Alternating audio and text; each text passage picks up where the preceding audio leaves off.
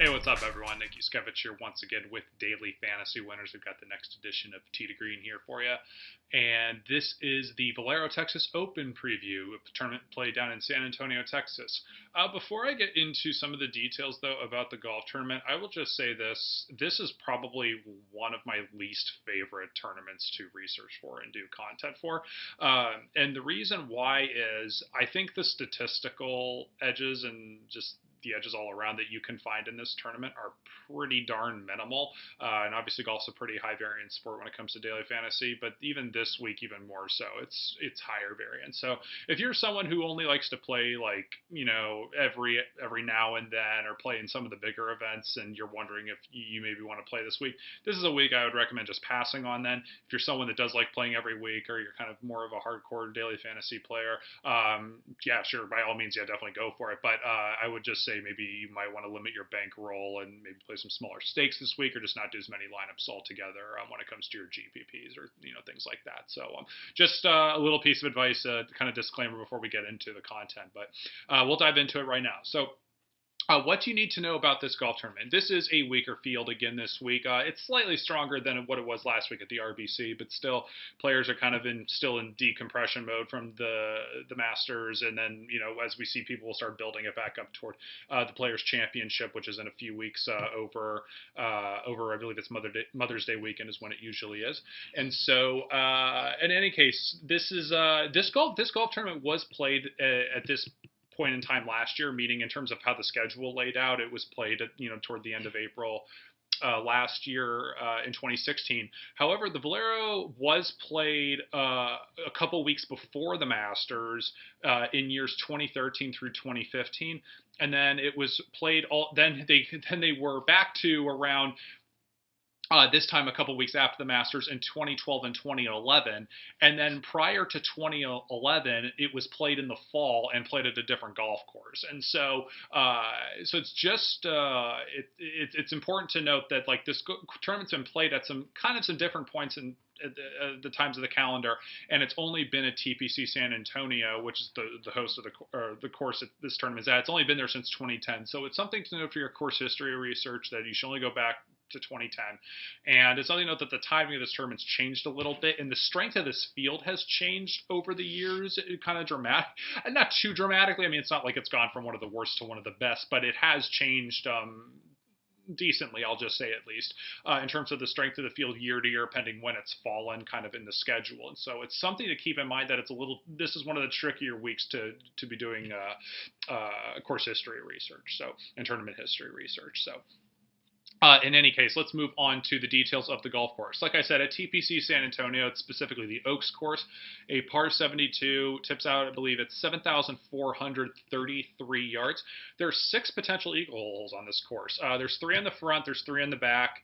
Each side has 2 pretty lengthy par 5s and then a drivable par 4.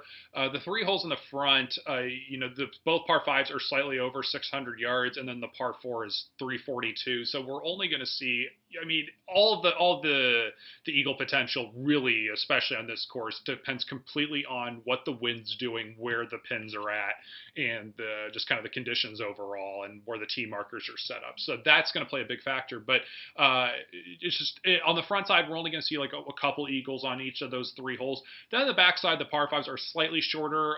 14s at 567, 18s at 591, and then the drivable par 4 number 17s at 347. And then we usually see more like a handful of eagles on 17 and 18, and then on 14 we actually normally see 5 to 10 eagles. And so all in all, on average each year we usually get about 20 eagles every year. So there's not a ton out there for the tournament, but there are some. As far as the length of the hitters, the length of the hitters matter. It matters slightly, but it doesn't matter a whole heck of a lot. We usually, for hole 14, most of the time people of all driving distances can get home in 2. It does depend, again, like I said, a little bit on the conditions here, what the wind's doing and where the markers are set up and all that. You'll want to be longer hitters for the other ones, but usually we're seeing about half the eagles or a little less than half the eagles on that 14th hole. So it's a slight advantage. It's not a big one. So again, like I said, there's not a huge statistical edge here this week. So this is just kind of an example of it. It's a slight advantage to longer hitters, but not much. As far as the way this golf course plays, wind usually plays a big factor here. And in some years, the weather in terms of the tee times has played a significant role. I think it was 2 years ago, maybe it was 3 years ago. I think it was 2 years ago. I believe it was the Thursday morning, Friday afternoon tee time wave was just flat out atrocious. I mean, it was one of those years where Thursday morning the winds were howling like 35 miles an hour. People were shooting rounds in the 80s, and then it just died down in the afternoon, and then it was actually like pretty relatively easy for Thursday afternoon, which is really rare when you get the wind significantly higher in the morning compared to the afternoon. But that's what I expected this year. Recording this actually Tuesday around the lunch hour, and so, but as of right now, the weather looks perfect this week. It's supposed to be like 8 to 12 mile an hour winds in San Antonio Thursday and Friday this week, so there really isn't anything that should be too concerning. But usually the wind blows a little bit more here at TPC San Antonio, just because there's not a whole lot protecting the golf course. And then as far as like I said, it's a little bit of a lengthy course, a lot of bunkers, a lot of huge bunkers actually, for that matter, especially both fairway bunkers and greenside bunkers. Fairways, they're not the widest on the tour, but they're a little bit on the wider side. Rough can be penalizing. The length of this rough has changed, I think, a little bit, kind of drastically from year to year, just pending slightly what they decide to do with it. It's a little bit penalizing, but not the end of the world here. It's just this course really kind of it's just middle of the road. Really is the best way I can kind of describe this in terms of pretty much every angle to look at this from a golf course angle. And so you'll see what I mean here when I get into the strategy side. I've been looking at like a lot of the statistical angles, whether it's the strokes gained statistics, birdie or better, proximity to the hole, just anything that's, whether it's a strokes gained stat or not a strokes gained stat, just trying to find something that would be meaningful. There really just isn't much here that sticks out of like a specific type of player really does well here. And so what I would tend here now, so since there isn't that much on a strategy angle here, I would say your best option here is I would focus a little bit more on the tee to green players, just because the players who do end up playing here kind of year to year and are good tee to green players do tend to do well here. That's one slight edge, I would say. This won't be hard for anyone to figure out. So like, this isn't like some huge breaking news piece of information. I promise you that. I would also lean toward birdie or better a little bit, just because that's going to get you obviously more DraftKings points and maybe potentially more eagles. You can look at going for the green as well a little bit, obviously, with the eagle potential. But really also I would just mainly focus on recent form. This course is longer. This is why I say tee to green might come in a little more into play, and like the recent form of the results and the ball striking is important. Definitely use our putting tool, because that can kind of combat with some people that have had some good strokes gained tee to green numbers, but their putter maybe has been running ice cold, and so therefore maybe their results haven't quite shown it, but statistically they're due to play well. So I would definitely use our putting tool this week on DailyFantasyWinners.com. I would use some recent form. I would try and maybe find some discrepancies where the tee to green they've been really good, but they're just running ice cold compared to their normal average with the putter this season. You can look a little bit more birdie or better. And then the last thing I'll say, kind of from a lineup building standpoint, a little bit more of a cash thing here than GPP. The 8K range is significantly stronger than the 7K range. It's just much stronger, and you're going to see like a couple players that will be like, huh, is he really like $8,000 some this week? With the exception of Luke Donald, that his price is too jacked up this week again. But in any case, but some other guys in there, like if they're like in the 8K and you're kind of like raising your eyebrow a little bit, there's probably a reason for that. There really isn't anybody on the odds per dollar that jumps out like too significantly, and if there are a few guys in the 7K range that jump out a little bit, they're usually the longer hitters actually that have done well here in the past a little bit here and there. And so in any case, at the end of the day, I actually, just to kind of give you a heads up as far as like recommendations of fading people this week, of the higher ownership, lower salary guys, there probably isn't going to be anybody this week. There are a couple guys I'm sure that'll be like around 10-15%, or maybe even a little above 15%, but I would not feel like I would say no one is a lock to be like way above 15% or anything like that, or 20+% has like a really good chance of missing the cut, or a reasonable chance of missing the cut. So I will just say right now, there probably isn't going to be anybody on the recommending of fading list this week as far as that goes. I think the ownership's going to be really spread out this week, at least as far as when you get more down into the lower 8K or in the 7K and 6K ranges. So in any case, and so yeah, so as far as the cash strategy and why I brought that up is, since this isn't a particularly strong field, even though Matt Kuchar, which would be my number one recommendation just as far as who's the most likely to win the golf tournament, it makes sense he's the odds-on favorite here, by a little bit of a margin. Since the 8K range is much stronger, I would consider not using Kuchar in cash, even though it's the safest play. This is kind of like what I said last week at the RBC. Because the top end of the field is so much stronger, I would consider maybe stacking, maybe the bottom of the 10K, some 9K, some 8K, and then use just maybe one or two 7K guys type of a thing versus trying to use like the best player in the field and then like a bunch of 7K guys or like one 8K guy to go with them. So anyways, hopefully that all makes sense to you from a cash standpoint. From GPPs, obviously, you should be using Kuchar if you're making multiple GPPs because he can obviously win. So Kuchar would be my favorite play from a GPP standpoint just because I think he has the best chance at winning, like I said. And then my second pick, which is more down to the 9K range, Brendan Steele at 9,900. Been playing just rock solid golf this year. Like I said, he switched to. I think I said this in a previous video, but he switched up his putting a little bit this year, and so he's actually putting pretty well this year. I should have double checked the putting tool, but I believe he's putting pretty well this year.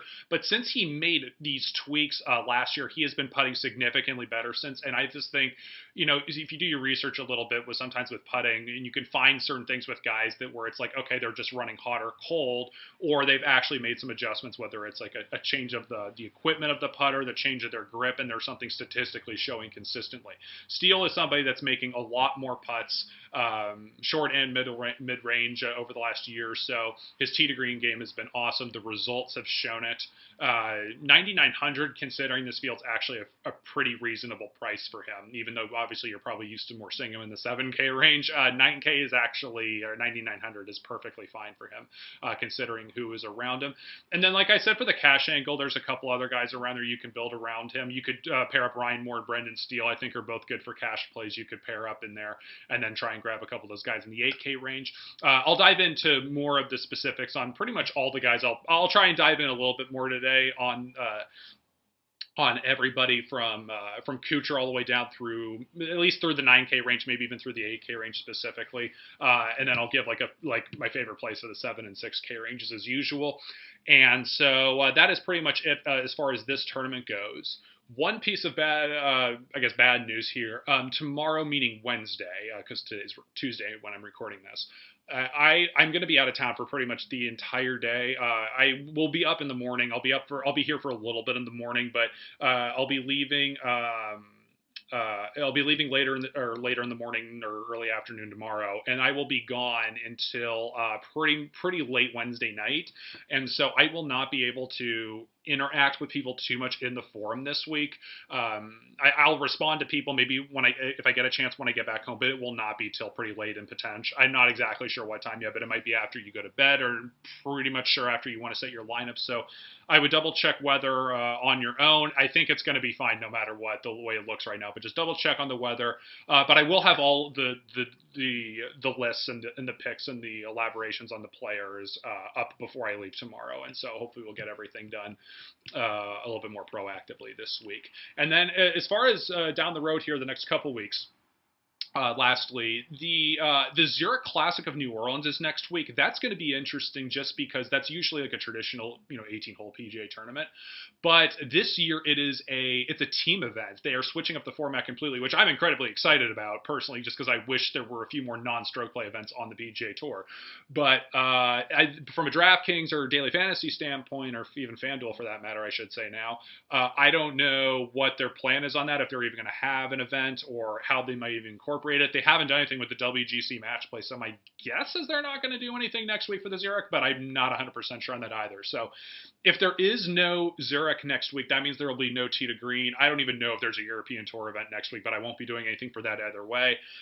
So next week might be a week off from the preview standpoint, just because there wouldn't be any PGA tournament. However, I will try and get to a strategy video at least then either this weekend, or I'll at least get to one next week. If not, maybe I'll crank out 2 this week if I can. And then the week after the Zurich is the Wells Fargo Championship, which is a little bit interesting just because that's not a Quail Hollow this year. Quail Hollow is the host of the PGA Championship this season, and they're doing like a bunch of construction and remodeling, I believe, of that golf course, getting it like major championship ready. So Quail Hollow usually is the host, is the course for the Wells Fargo every year in May, but it's not this year because of the remodeling, and so that's going to be an interesting variable. And then we're into the Players Championship right after that, which is actually probably, in my opinion, one of the best tournaments from a daily fantasy standpoint to research and do content, or if you're a player, it's great just because of all the par 5 scoring opportunities, the massive swings, and there's good strategies out there. It's going to be a lot of fun that week. So if you're somebody that's kind of saving up for a good week,